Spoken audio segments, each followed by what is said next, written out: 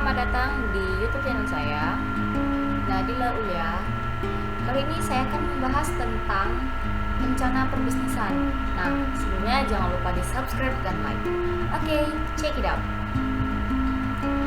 Kali ini saya akan membahas tentang Smart Business Map. Apa sih Smart Business Map itu? Nah, Smart Business Map atau SBM merupakan sebuah alat dan proses dalam bisnis. Smart Business Map ini merupakan sebuah indikator kesehatan ataupun kelayakan sebuah bisnis.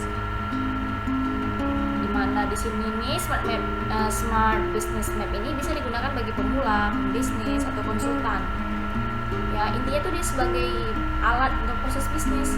Itulah arti dari Smart Business Map. Nah, SBM tersebut, SBM sendiri itu terdiri atas 3 bagian, yaitu playing field, market landscape, and operational profitability. Pertama ada playing field. Nah, playing field ini merupakan tahap awal dari modul Smart Business Map, di mana dia yaitu terdiri dari ada industri dan kategori. Nah, industri di sini saya memakai contoh kayak misalnya food and drink, di mana ada makanan dan minuman yang berupa bisa makanan cepat saji kah, minuman makanan masak tradisional, minuman kafe, kopi, apa segala macam. Nah, gimana sih cara menerapkan untuk menentukan industri ini? Kita tuh punya 3 strategi, di mana ada pertama divergen, yang kedua konvergen, yang ketiga adalah pivot. Nah, pertama divergen ini merupakan bisnis dengan cara memilih bisnis yang spesifik dari yang bisnis yang bersifat umum. Sedangkan konvergen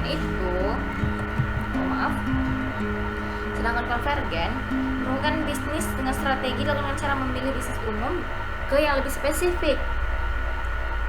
Kalau untuk pivot merupakan bisnis dengan cara mengubah total bisnis yang telah dijalani. Contohnya tuh pivot nih kayak dia tuh udah berbisnis kuliner, tuh dia pindah ke bisnis jasa pendidikan. Nah, gimana sih cara memecahkan masalahnya? Tentu kita harus tahu problem apa sih yang harus dipecahkan. Gimana sih problem solvingnya? Nah, di sini kita akan menerapkan satu contoh di mana ketika listrik padam. Nah, di sini ketika listrik padam, seseorang akan berbisnis apa gitu, apa yang akan diselesaikannya, seperti misalnya lampu emergency kah, genset kah, lilin kah. Nah, dari 3 alternatif itu harus dipilih untuk memecahkan masalah dari listrik padam ini. Contohnya kayak ingin berbisnis lampu emergency. Nah, kita berbisnis lah genset, misalnya lilin. Nah, berikutnya ada target pasar atau segmen pasar. Di sini kita harus tahu daerahnya, geografik atau demografiknya, psikografi dan behaviornya. Kita ini harus memilih nih target pasar kita di mana. Minimal 2 deh kalau nggak tahu apa itu behavior dan psikografiknya mereka konsumennya. Nah, kita harus tahu daerah mana sih yang akan kita jadikan target pasar kita. Nah, siapa sih yang akan kita jadiin konsumen kita? Seperti kita harus lihat pekerjaannya apa, gendernya apa, usianya apa. Seperti kayak ibu-ibu misalnya lebih tertarik pada bunga kan. Nah, kita lihat pekerjaannya apa, ibu rumah tangga kah atau ibu kantoran. Nah, kalau dia ibu rumah tangga, otomatis ya dia tuh lebih suka bunga yang kayak indoor atau outdoor. Kita harus tahu itu. Sedangkan behaviornya itu kayak konsumen-konsumen yang tingkat menengah atau tingkat atas, ya kebiasaan konsumsinya tuh lebih dari orang biasanya. Berikutnya, berapa sih besar pasarnya itu? Nah, kita harus lihat market size, market potentialnya, dan market share-nya. Nah, market size di sini nih kita lihat nih, misalnya sekarang banyak yang gunain motor. Nah, harus carilah peluang di situ tuh. Kita bisa berjualan helm. Dengan menjual helm itu maka semakin banyak orang yang menggunakan motor.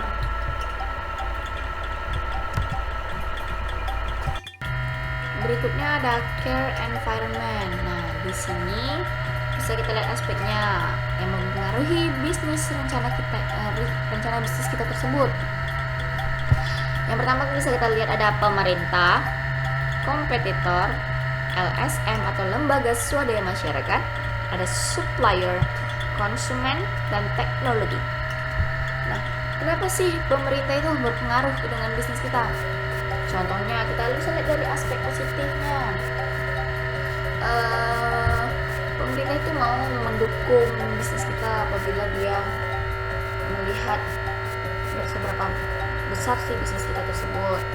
Nah, sedangkan untuk aspek negatifnya itu misalnya pajak untuk kita berbisnis itu lebih ditinggikan. Kompetitor, nah kompetitor di sini kita harus lihat pesaing kita. Misalnya dari kompetitor di sana mereka tuh lebih sering melakukan inovasi baru. Tentu kita harus melihat aspek ini agar bisnis kita tuh kedepannya bisa bersaing secara sehat.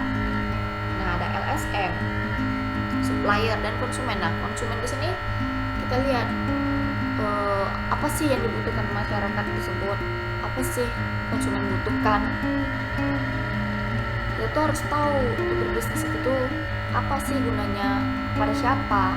Nah, berikutnya ada aspek teknologi. Teknologi di sini nih artinya semakin canggihnya teknologi, kita pun bisa berbisnis dengan cara kita sendiri. Misalnya kita nggak perlu lagi nih membuka toko atau grosir, kita cukup online shop saja. Dengan online shop tersebut kita bisa berbisnis, tidak perlu jauh-jauh, cukup duduk di rumah, lakukan pembayaran dan semuanya akan selesai. Berikutnya ada market landscape. Nah, market landscape itu ada terbagi jadi ada terdiri dari unique selling proposition atau USP. USP itu terdiri dari fungsi produk atau harga, service, quality, daerah eksklusif, proses dan bahan. Nah, USP ini merupakan suatu strategi agar bisnis yang sedang berjalan itu memiliki keunikan tersendiri dibandingkan dengan bisnis lain. Nah, keunikan tersebut merupakan salah satu hal yang menjadi ciri khas kita dalam berbisnis. Nah, komponen yang tersebut tadi sudah saya sebutkan tuh, ada fungsi produk kan, yang pertamanya, yang kedua ada harga, servis dan sebagainya. Dan untuk melakukan strategi USP kita harus tahu USP kita tuh di mana, daerah mana yang akan kita lakukan perbisnisannya, unique selling propositionnya. Contohnya itu kayak kasus ini ada produk tepung kemudian proses juga penyaringan kan misalnya kan, yang dia dapat mengguli persaingannya.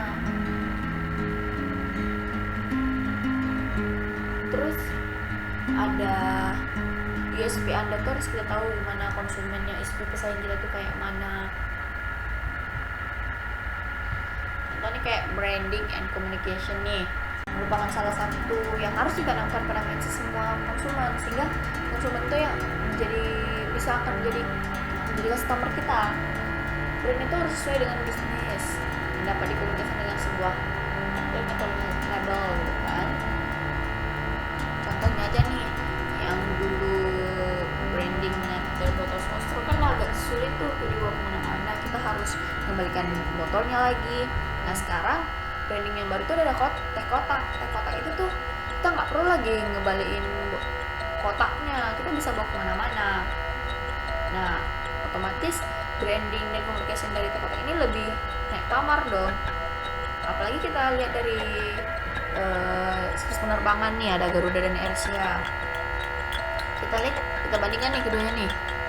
Kalau Garuda kan sama-sama baik dan sama-sama enak fasilitasnya. Bedanya AirAsia tuh lebih gratis toh, dan Garuda itu khususnya untuk orang-orang yang punya ekonomi kelas menengah, kelas atas, dan untuk kualitas keamanannya ya tentu berbeda. Nah, di sini berikutnya kita harus, ketika kita ingin membuat market landscape, kita harus lihat pricingnya, harganya, dimana kita harus lihat biaya produk kita, harga pesaing kita, terus sensitivitasnya, USP-nya, terus target market kita di mana. Berikutnya ada sales channel distribution. Di sini produsen seperti produsen toko eceran, produsen toko eceran konsumen, ada produsen konsumen. Berikutnya ada customer management. Nah, customer management itu bisnis sedang kita jalan untuk customer, bukan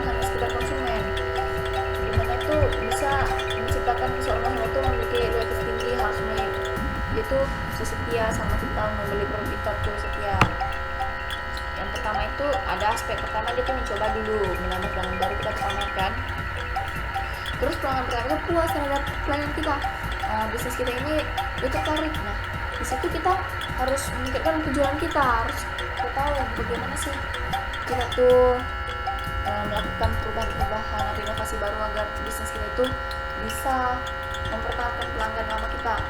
Nah di sini kita meningkatkan, kemudian kita meningkatkan lagi penjualan kita. Dengan meningkatkan penjualan kita, otomatis pelanggan itu akan setia untuk membeli produk kita. Nah berikutnya ada operational profitabilitas.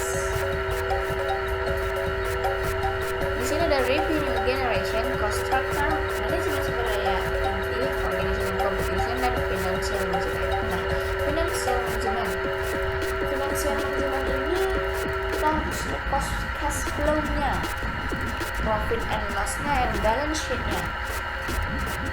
Cash flow di sini nih merupakan salah satu bagian yang sangat diperlukan dalam bisnis. Kenapa? Karena cash flow seperti halnya amunisi atau kas kita dalam sebuah bisnis yang akan atau sedang berlangsung nih bisnis kita tuh, kita akan mendapatkan cash flow-nya atau kas-nya. Kemudian ada profit and loss.